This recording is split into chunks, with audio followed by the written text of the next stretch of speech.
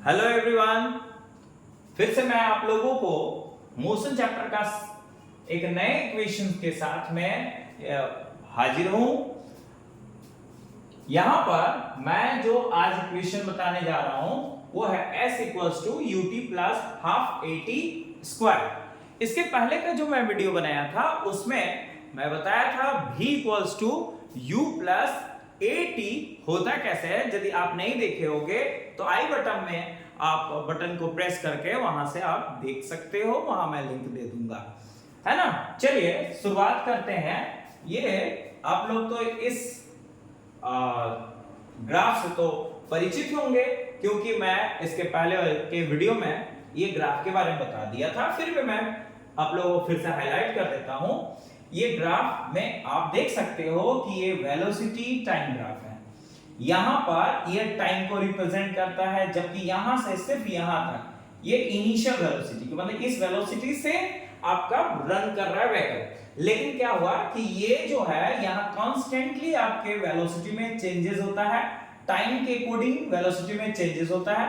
तो ये एक्सेलरेट होता है, एक्सेलरेट होकर आपका ये इस वेलोसिटी तक टच करता है। दैट मींस अब इस वेलोसिटी से व्हीकल चलता है। मतलब पहले ये वेलोसिटी अप टू ये वेलोसिटी था, लेकिन ये वेलोसिटी अब क्या हुआ कि अब इतना का चेंजिंग हो गया। That means v minus u, मतलब वेलोसिटी में जो चेंजिंग हुआ कैसे निकालोगे, कितना का वेलोसिटी चेंजिंग हुआ, तो ये v माइनस u करके पता चल जाएगा।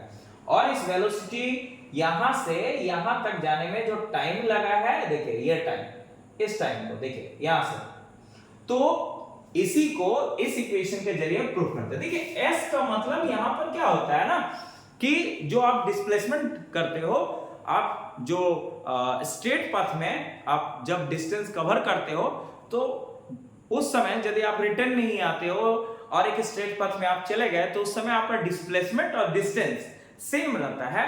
तो यहां पर s का मतलब भी यही होता है, डिस्टेंस डिस्प्लेसमेंट। तो यहां पर आपको कैसे करके आपको फाइंड आउट करना, तो इसे आप समझ सकते हो कुछ इस तरह से। देखिए इस ग्राफ के जरिए यदि डिस्टेंस डिस्प्लेसमेंट की बात करें तो ये जो आप एरिया देख रहे हो ना, यहां एक एरिया नीचे देख रहे हो, ये ग्राफ के जरिए यदि आपको समझना हो कि ये डिस्प्लेसमेंट होता कितना का है, तो आप इस ग्राफ में जो मैं शेड कर दे रहा हूं यही एरिया, यदि आप ये एरिया फाइंड आउट कर दोगे तो ये एरिया यदि आप फाइंड आउट करते हो तो आपको पता चल जाएगा कितना डिस्प्लेसमेंट हुआ है। तो कैसे, ये एरिया फाइंड आउट करने से ही डिस्प्लेसमेंट का पता चलता है। तो इस एरिया को कैसे निकाला जाए, चलिए समझते हैं।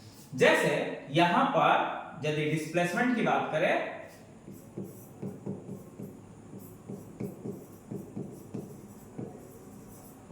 तो कितना का डिस्प्लेसमेंट हुआ ये कैसे निकालिए। देखिए यदि इस फिगर को आप देखो तो आपको यहां पर एक रेक्टेंगल दिखाई देता होगा, ये रहा रेक्टेंगल। दैट मींस ये रेक्टेंगल, तो इसका रेक्टेंगल का एरिया क्या होता है, एरिया ऑफ रेक्टेंगल, एरिया, यहां मैं थोड़ा सा इसे पहले इधर कर देता हूं ताकि उधर जगह मिल पाए। देखिए एरिया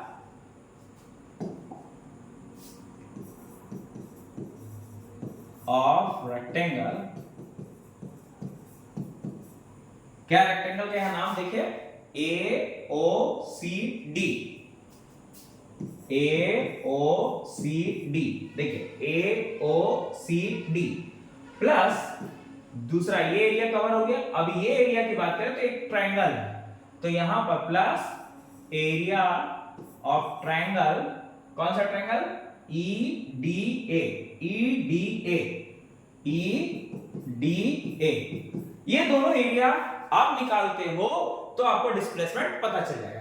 तो चलिए इसे आगे अब बढ़ाते हैं। डिस्प्लेसमेंट को हम लोग एस से डिनोट करते हैं। और ये रहा एरिया, एरिया ट्रायंगल ए और सी डी की बात करें तो यहां पर एरिया का फॉर्मूला क्या होता है ट्रायंगल का, आप लोग जानते हो, बोलो बोलो बोलो जल्दी, क्या होता है, yes, area of triangle that means length into breadth. सभी जानते होगे, यदि नहीं जानते होगे तो आज पता चल गया होगा। चलिए ठीक है, तो यहां पर ये रहा लेंथ, सॉरी ये रहा लेंथ, BC, ये रहा लेंथ और ये रहा ब्रेथ। ब्रेथ क्या है यहां देखिए, AB AB AB, alright, AB AB, यहां हो गया लेंथ इनटू ब्रेथ। और यदि हम प्लस एरिया ऑफ ट्रायंगल की बात करें, ट्रायंगल का एरिया क्या होता है, half into base into height, half into base.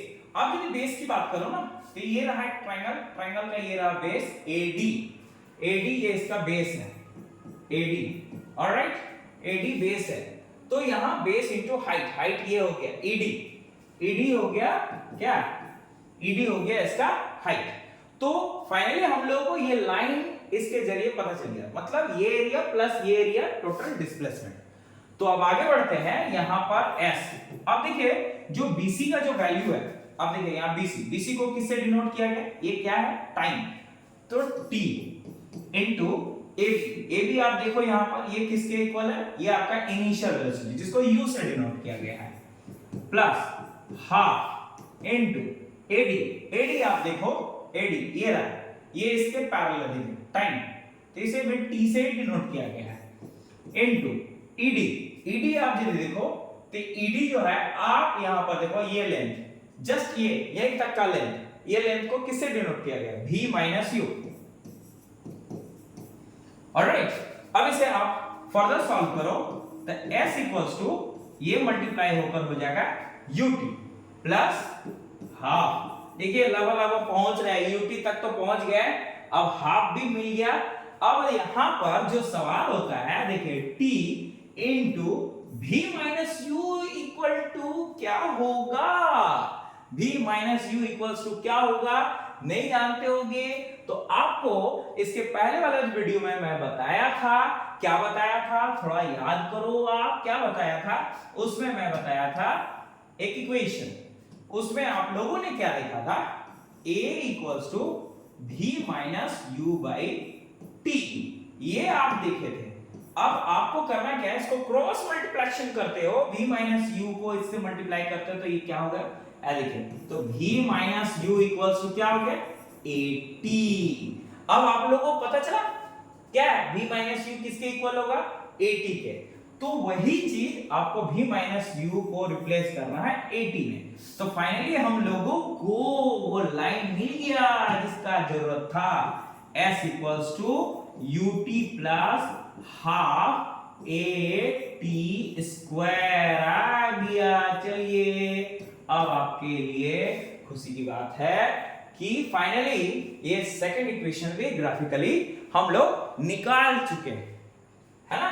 तो उम्मीद है कि आपको ये जो ऑब्टेनिंग था बहुत आसान लगा होगा, समझ गए होंगे। तो नहीं समझे तो आप वीडियो को 1 से 2 बार आप देखिए, तुरंत समझ आ जाएगा, और अपने कॉपी पर इसे प्रैक्टिस कीजिए, तुरंत समझ आ जाएगा। तब तक के लिए गुड बाय।